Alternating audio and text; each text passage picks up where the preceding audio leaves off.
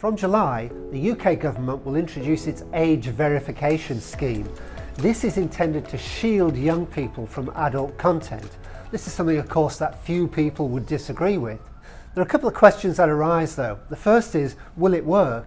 Because after all, if somebody decides to use the Tor network or to use a VPN, they can sidestep the system by looking as though they're outside the UK and therefore the legislation doesn't apply to them. This process will be managed by private companies, so it's likely that different adult content providers will use different companies. The result of this, of course, is that anybody that wants to access content of this type might well have to sign up to multiple types of age verification, and this could mean passport data, driving license data, or other personal information to verify that they are of age. As a result, there's going to be lots of data in the hands of private companies, and these companies are going to be a massive target for cyber criminals. Now, on the one hand, we've got the obvious issue of extortion.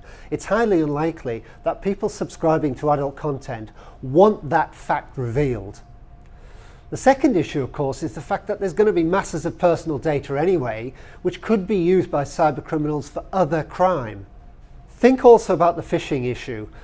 We're likely to see lots of phishing attacks where people are masquerading as the regulator or one of the adult content providers or an age verification company. And this is another way in which personal information could be fished out of people and used for further crime. The issue of online privacy goes much further than the UK's age verification legislation. At the end of the day, we all want to know that personal data that we share with an online provider is going to be held securely. So we need a trusted provider, and we need to know that our data will be secure.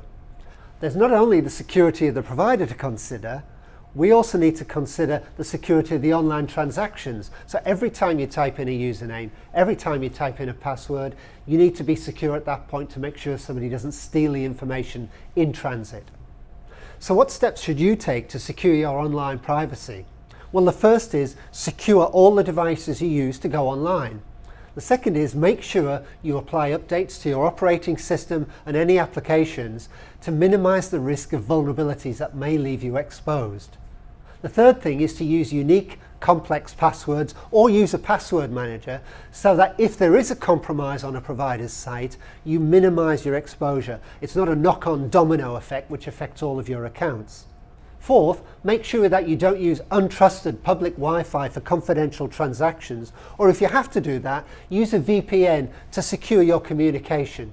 And finally, to avoid your exposure to phishing scams, avoid clicking on attachments or links in unsolicited email or SMS messages. To find out more about this or any other security issue, go to kaspersky.com/blog.